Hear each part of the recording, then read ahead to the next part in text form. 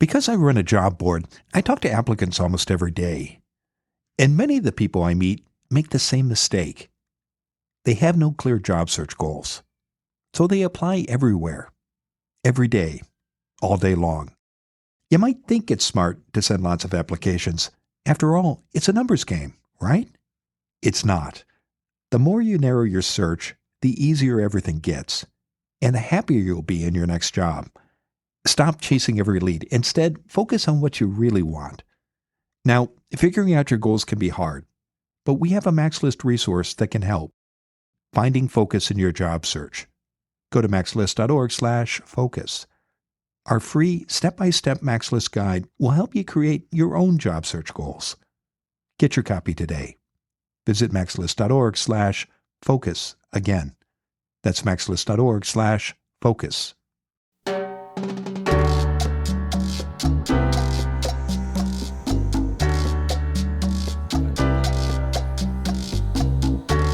This is Find Your Dream Job, the podcast that helps you get hired, have the career you want, and make a difference in life. I'm your host, Mac Pritchard. I'm also the founder of MaxList. It's a job board in the Pacific Northwest that helps you find a fulfilling career. Every Wednesday, I talk to a different expert about the tools you need to get the work you want. You can now use what are called AI apply bots to not only find jobs for you, but submit your resume too. It sounds tempting, doesn't it? Jessica Miller-Merrell is here to talk about why you should avoid these AI apply bots. She's the founder of Workology. It's a workplace resource for HR, recruiting, and business leaders. Jessica joins us from Austin, Texas. Well, let's start here. Jessica, what are AI apply bots exactly? AI apply bots are tools. It's a technology that is designed, in theory, to help the job candidate apply for more jobs. Unfortunately, they don't always give you the quality that you need, but more is not always better. But they help you apply for jobs and just get your name out to more job postings and listings. Who offers this service, Jessica, and how much, if you're a job seeker, can you expect to pay? These are outside services that charge anywhere between $10 to $80 a month for the job seeker, and the job seeker is paying for this, for the opportunity and ability to apply for multiple jobs, up to 370 a week, I've seen in some cases, for roles. So it sounds good, but sometimes things are too good to be true. Well, I want to talk more about that, but tell me, why did job seekers use AI apply bots? What's the appeal here? I have found from working and talking with job seekers that the average amount of time that they're spending to customize and optimize the resume, and these are for more senior level positions that require like a certain skill set and adding in those unique characteristics that are specific to the job posting, to your cover letter, resume, and so on, it can take an upwards of 45 minutes for every single application, depending upon the different applicant tracking system and then the requirements for those specific openings. And if you are actively looking for work, it's really easy for just the application process to become a full-time job or even more when you think of it that way. And how automated is the AI apply bot process? How does it work exactly? You're a candidate, you've got a resume. What do you do and what happens next? Well, each tool is a little bit different. And again, some are better than others. And there are a lot of them right now. So it's really hard to discern which one is a good tool, and not necessarily costing more means that it is higher quality. Basically, when you set up your account, you'll put in not only your resume, but you'll upload skills and experiences and then kind of ideal types of jobs, locations, things like that you want the technology to match you with. And it will apply for openings for you based on the criteria that you set. So if you make something really broad, you might get more job applications in, but more is not always better, because it is now you're having to sort through maybe lots of emails or phone calls from recruiters, or in some cases, the opposite for recruiters. They're receiving so many applications that they can't even make time to contact the qualified candidates for that opening. And how automated is this process? Is it set it and forget it? Do you sit down once and say, here's what I do, these are my experiences and skills, and this is what I'm interested in, and you just and you're done? Or are there variations? There are variations, but in theory, that's what they're marketing these tools to be able to do. But I have found in my own research, using some of these tools myself and in talking to job seekers who have paid for these services, that it does not do that. In fact, one of my friends, Heidi Miller, she's actively looking for work. She's an ex-Amazon marketing professional, was using a number of AI tools that were advertised to apply for 20, 40, even 100 jobs a week.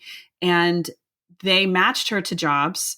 And I think it applied for 2 in a period of 30 days. The technology didn't work the way that it was supposed to. And it ended up being more work for her because she spent all this time setting up her profile to have only 2 applications, which was several hours of her time, and then going back and forth to check to make sure the technology was working. So, what are the challenges with this approach? I mean, I'm hearing that it can generate lots and lots of applications, and to many candidates, that sounds like a good thing. But I'm also hearing that it takes a lot of effort on the part of the candidate to produce, and the result is only a handful of applications. What exactly is going on here? It's a employer's market right now. And we've seen this shift. I know, Mac, you've been in the job market for a while. We saw these kind of tools that cost money for the candidate to use to sort through openings or to get in front of recruiters in the last recession that we had. They were very prevalent. But then as we shifted back where the candidate was in charge, we saw less and less of those things. So this is kind of a trend that I'm seeing when the market shifts and there are less openings and more candidates looking for work. What I do want you to also think about is that recruiters are small, they have smaller teams. And Greenhouse, which is an applicant tracking system that many recruiters in the market use right now, they have seen a 71% increase in applications from the previous year. Not necessarily related to AI, but more candidates are looking for work and applying for more jobs. And as recruiters, it is making our jobs a lot harder. So these tools, while they sound fantastic for you, end up making it harder for me as the recruiter to be able to find candidates in the sea of applications and then qualify the right people so that I can put them through my first round, second round, third round of interviews, and then ultimately hire for that role. As a recruiter, Jessica, can you tell if an application has been generated by one of these AI apply bots?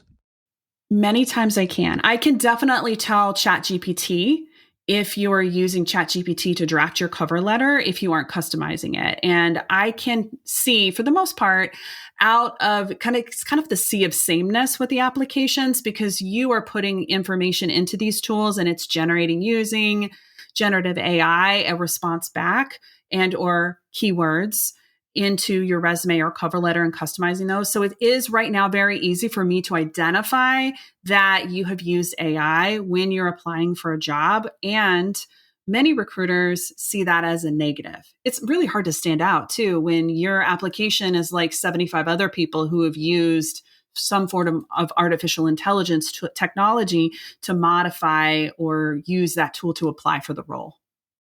So when you're a recruiter and you're looking at dozens, perhaps hundreds of applications for one position, and you can tell which applications have been used, either an AI apply bot or generative GPT, what happens to that application? Is it going to lose out to one that has been clearly customized by hand? Well, let's think of it like if we're maybe at a concert or you're at a store, at a crowd and looking for a friend, right? If everybody is wearing a white t-shirt and blue jeans, you're not going to be able to find your friend if they're wearing that same outfit. But if they come in maybe with an orange t-shirt and purple shorts, they're going to stand out from the crowd.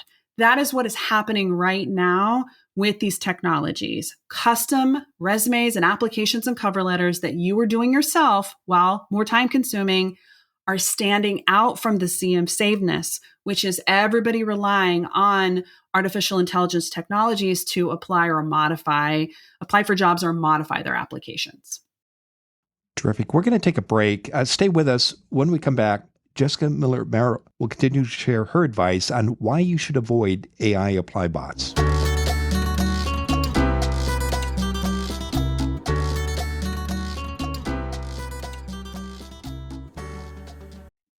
Have you ever gotten a text offering you a job that seemed too good to be true?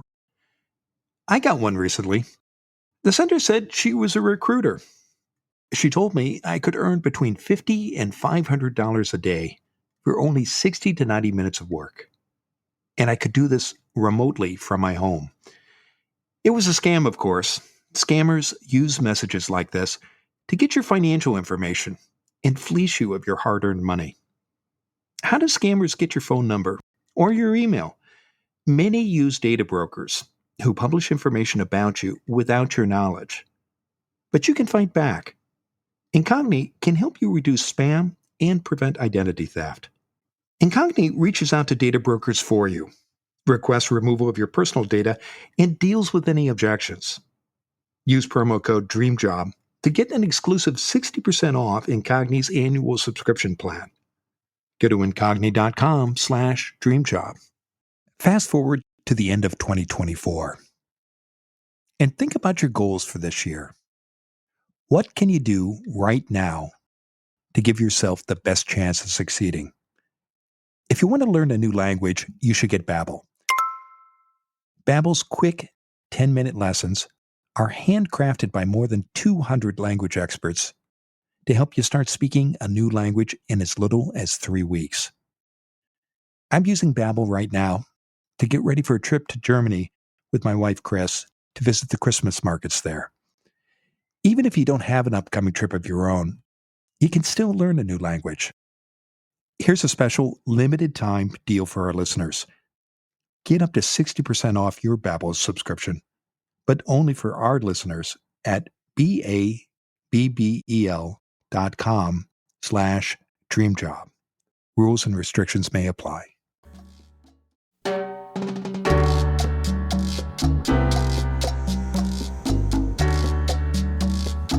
We're back in the Maxlist studio. I'm talking with Jessica Miller-Merrell. She's the founder of Workology. It's a workplace resource for HR, recruiting, and business leaders. And Jessica joins us from Austin, Texas. Now, Jessica, before the break, we were talking about why you should avoid AI apply bots. I'm going to go back to a point you made about how the AI apply bots work. You put your information in there, your skills, experience, and your goals, and some systems can generate applications for you. And if I understand it correctly, it's possible you may never see where you're applying or what your final application looks like. Is that correct? Am I getting that right? Absolutely. And you won't necessarily know what it submitted or what it sent or what it said about you on your behalf, which artificial intelligence tools are not 100%. We've seen that with ChatGPT and some of these other AI tools. They encourage you to proceed with caution. So you are relying on a technology to take your application, your unique set of skills that you have worked on and crafted into a resume, your marketing piece, to modify and then apply for jobs on your behalf. That sounds a little frightening. As someone who likes to be in control of my own branding and marketing as an entrepreneur, but in your case, as a job seeker. I can imagine, though, Jessica, a listener thinking, well, that sounds like a good thing because I'm not sure how to research the places where I might want to work, and I'm not sure how to customize my resume. And I welcome technology that can help me do that. What would you say to a listener who's having those thoughts? I really feel like it sounds good, but there's so much negativity surrounding AI generated content right now.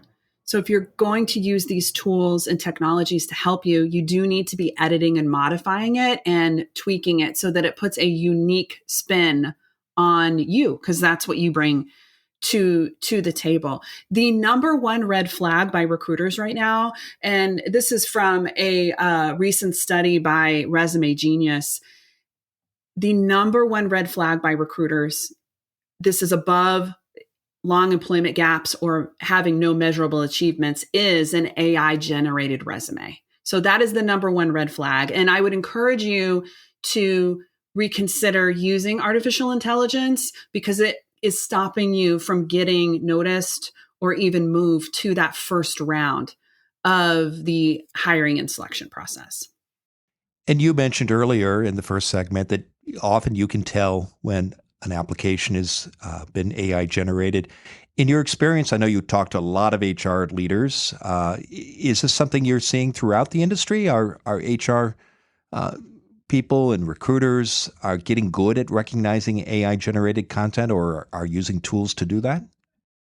We are getting good at recognizing content, because remember, if the average job listing has at least 400 applications, and as a recruiter, I manage anywhere between 20 and 60 open jobs.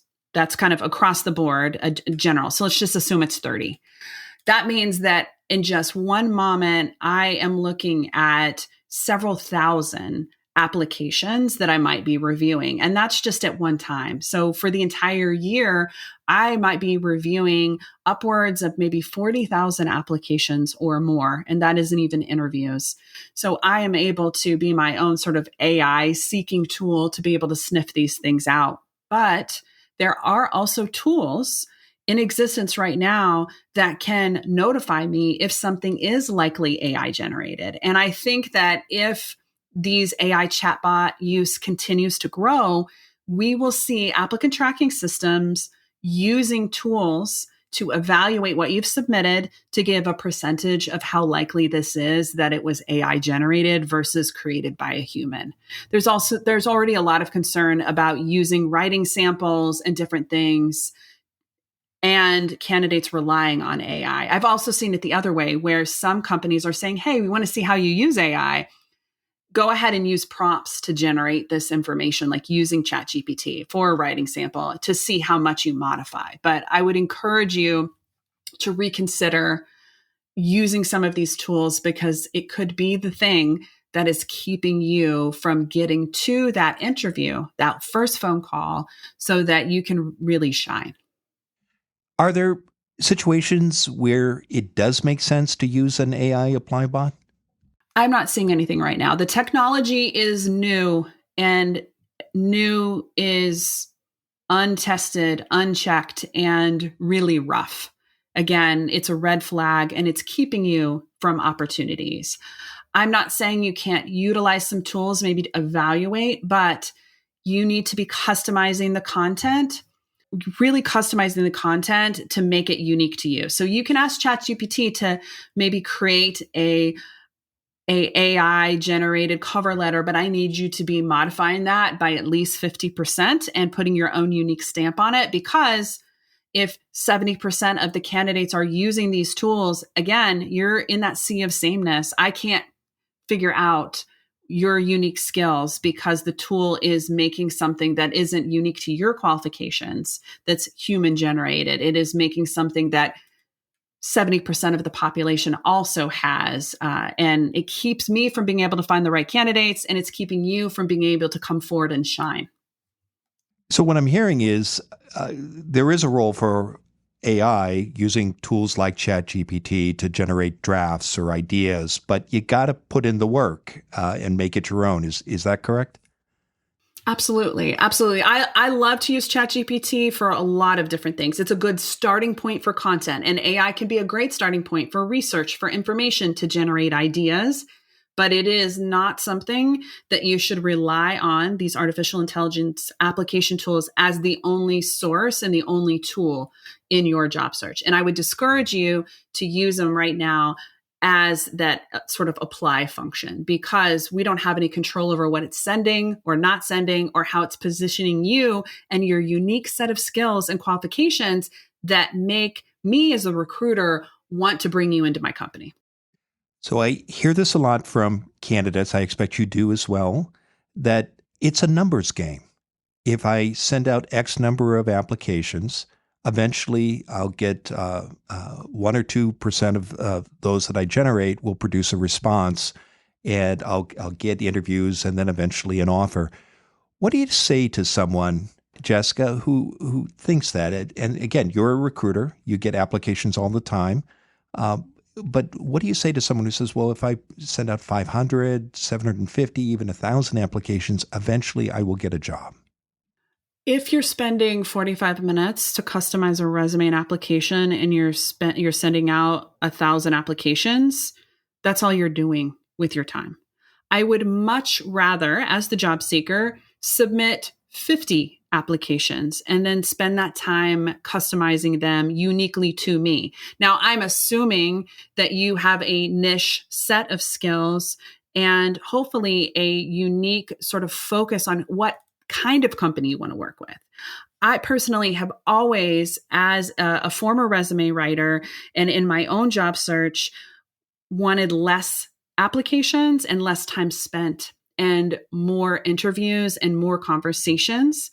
And I have always encouraged candidates to leverage their network or apply to specific jobs, maybe 10 or 15 instead of 500, because your ratios are better. And when you actually do get that call, you'll be ready. You'll know exactly what needs to be said, and you can spend the appropriate amount of time to prepare for that phone call and or those first, second, and third interviews. Well, it's been a great conversation, Jessica. Now, tell us what's next for you. Well, I do have a podcast of my own, and it's called the Workology Podcast. If you are looking for insights into the world of human resources and recruiters, and you want to know how we think, what we do, and what captures our attention, you can certainly check out Workology Podcast on all the major podcast outlets. I do have a resource for job seekers as well. It's called Secrets of the Job Hunt, and it's an ebook that kind of takes all my experience as an HR and a TA leader, and then my work as a resume writer in the past, and puts it together in a downloadable ebook that you can grab. Terrific. I know that listeners can find that ebook by visiting secretsofthejobhunt.com, and that you also invite listeners to connect with you on LinkedIn. And when they do reach out to you there, I hope they'll mention they heard you on Find Your Dream Job.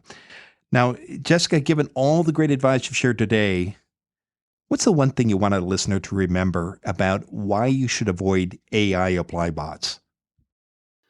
I want you to think about standing out in that sea of sameness, and those unique qualities, those things about you that make you a highly sought after candidate, are things that only you know and can think about. And technologies are just not there yet to be able to sniff those out for you. So take the time, put in the research, less is more, and do it the human way versus the AI driven way when you're in the job search.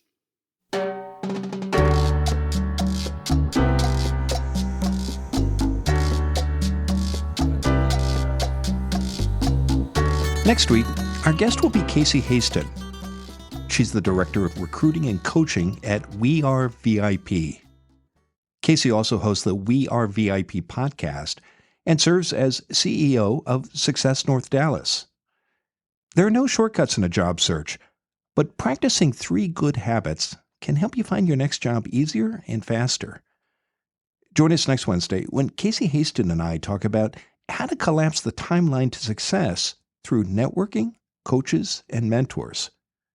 Until next time, thanks for letting us help you find your dream job. This show is produced by MaxList.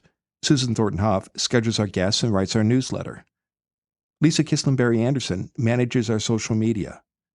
Our sound engineer and editor is Matt Fiorillo. Dawn Mole creates our transcripts, and our music is by Freddie Trujillo. This is Mac Pritchard. See you next week.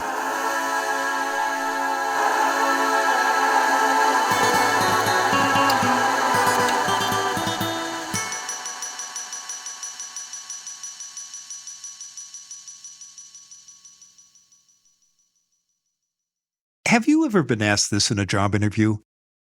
Tell me about a time when you didn't agree with your boss. What would you say? This is what's called a behavioral interview question, and it's a common tactic. Employers use this kind of question to explore your fit for a job based on your past experience. It can be an easy question to answer if you have the right strategy. I show you how to answer these gotcha questions in our free Max List guide, 100 Behavioral Interview Questions You Need to Know. To get your copy, visit maxlist.org/questions. You'll also learn 4 simple steps for answering any behavioral interview question. Again, that's maxlist.org/questions. You can count on getting these questions in your next interview. Why not get the answers before you walk into the interview room? Go to maxlist.org/questions.